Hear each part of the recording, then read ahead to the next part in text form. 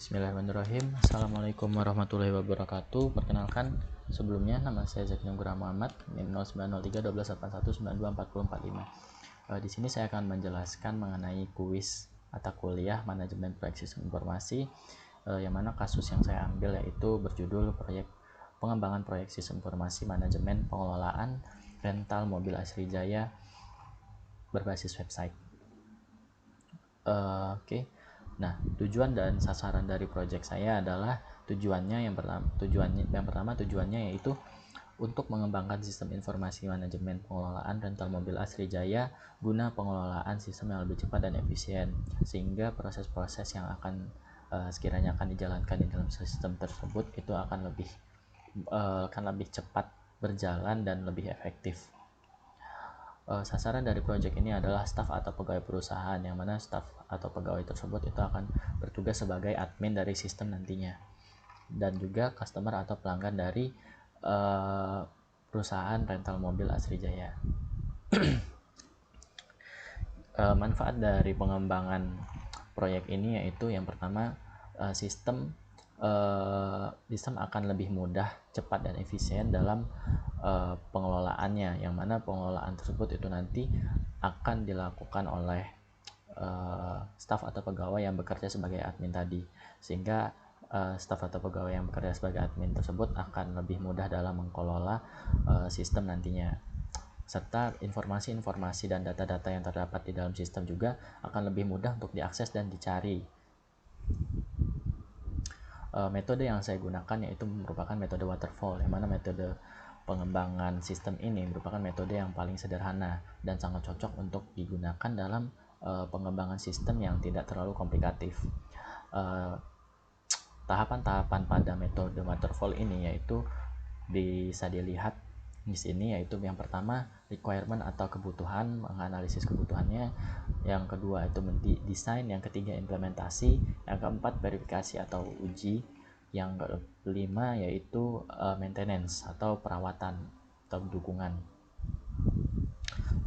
Alasan mengapa saya memilih metode waterfall ini adalah karena metode ini akan menghasilkan sistem yang baik karena tahapan-tahapan itu dilakukan secara terurut, dan juga alasan lainnya yaitu metode dokumentasi pada metode pengembangan ini itu akan lebih terorganisir karena karena setiap tahapan itu dilakukan sebuah dokumentasi atau membuat sebuah dokumentasi, sehingga sebelum kita melanjutkan ke tahap selanjutnya itu tuh dokumentasi sudah harus dipersiapkan pada tahapan sebelumnya.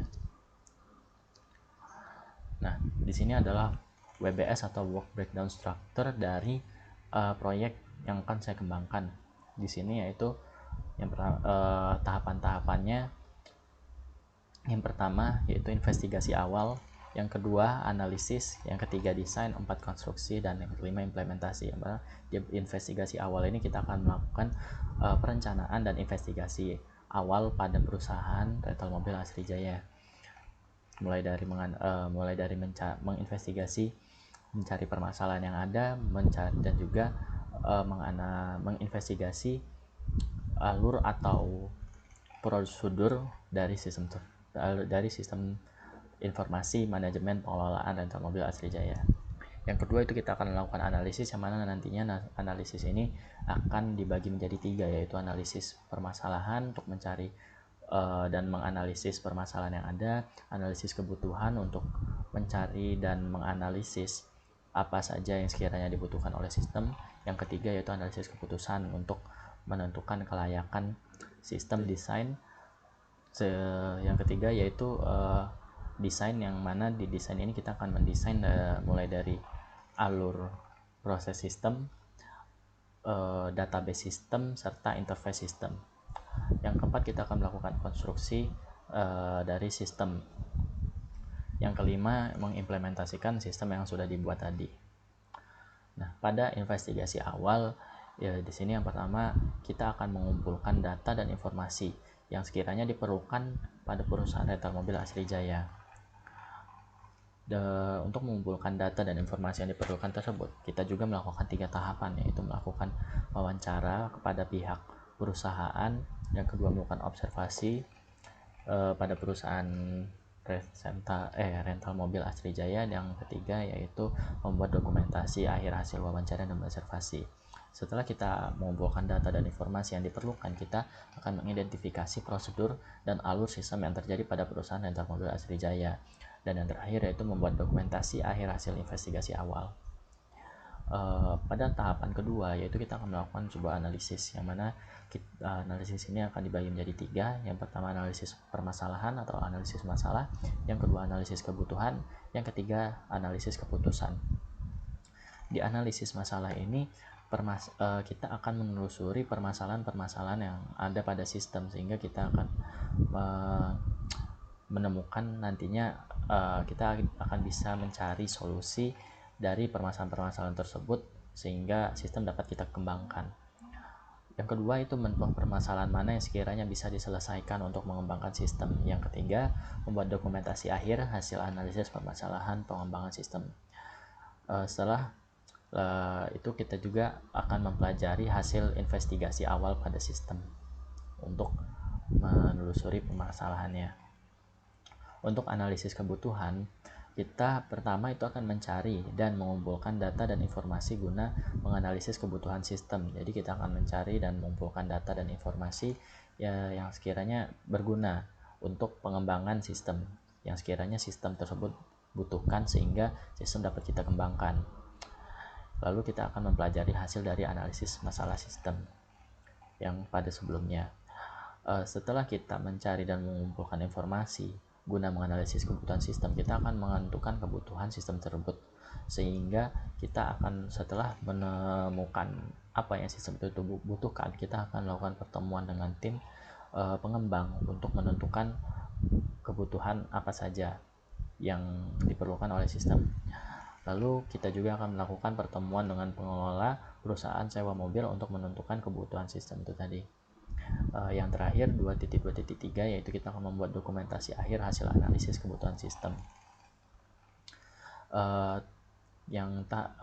Lalu setelah kita menganalisis kebutuhan, kita akan menganalisis keputusannya.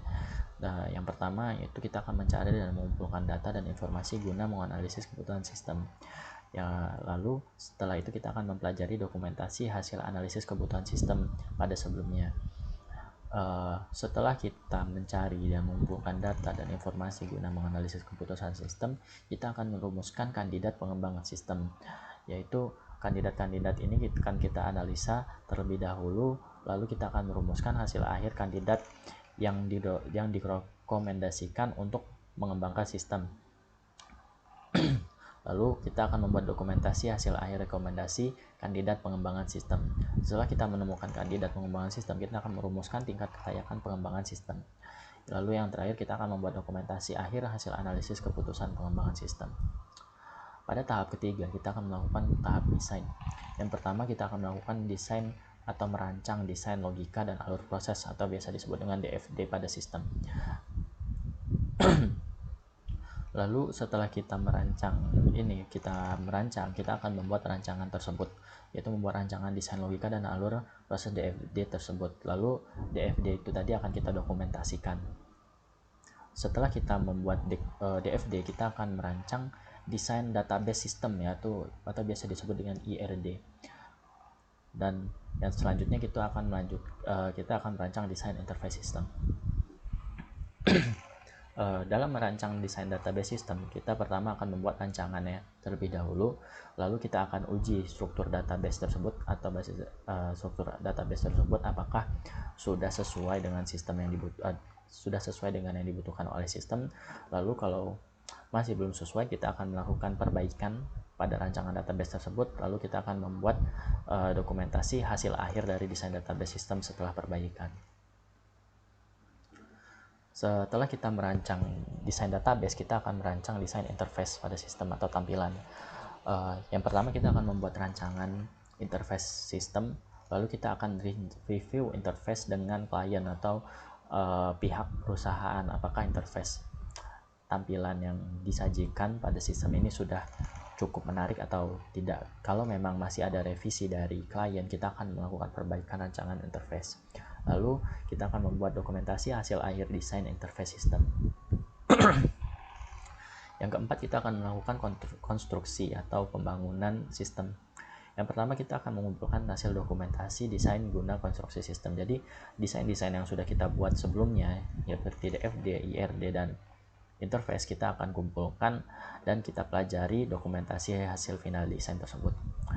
Lalu setelah kita pelajari desain-desain yang sudah kita buat sebelumnya, kita akan membuat mockup atau user interface dari sistem, yaitu mockup itu merupakan tampilan awal dari sistem tersebut. Yang kedua, yaitu kita akan membuat database yang selanjutnya kita akan mengcoding sistem tersebut, lalu kita akan melakukan review codingan sistem. Lalu setelah kita mengcoding sistem sehingga sistem nanti akan selesai dan dokumentasi akan kita buat hasil dari konstruksi sistem atau pembangunan sistem, sehingga sistem sudah dibuat atau sudah dibangun. Nah, yang terakhir yaitu tahap implementasi, yang mana di tahap implementasi ini kita akan mengadakan perangkat-perangkat pendukung untuk sistem tersebut. Yang pertama yaitu komputer untuk klien sistem, komputer untuk klien untuk mengakses sistem, lalu kita akan mengadakan komputer server untuk sistem, lalu kita juga akan mengadakan alat sistem jaringan, lalu juga kita akan mengadakan printer. Nah, setelah lengkap semua perangkat-perangkat pendukung tersebut, kita akan instalasi sistem tersebut. Kita akan hosting sistem pada website. Nah, setelah kita instalasi, kita akan men-setting sistem dan database-nya. Lalu kita akan mengadakan pelatihan kepada operator sistem guna uji coba sistem. Lalu kita akan membuat dokumentasi hasil akhir implementasi sistem. Nah, mungkin itu saja untuk pemaparan saya mengenai manajemen proyek sistem informasi pengelolaan rental mobil Asrijaya berbasis website. Sekian, terima kasih. Wassalamualaikum warahmatullahi wabarakatuh.